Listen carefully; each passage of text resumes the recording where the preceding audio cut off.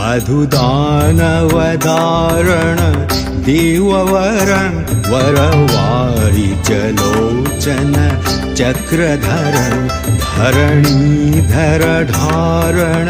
ध्येयपरं परमार्थवेद्याशुभ नाशकरं करचूर्णितचेदीप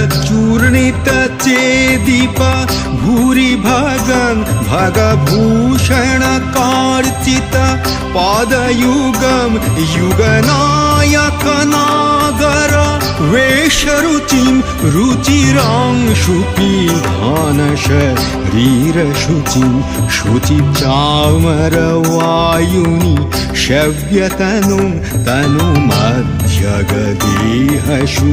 वेशहनुं हनुमन्तहरीशश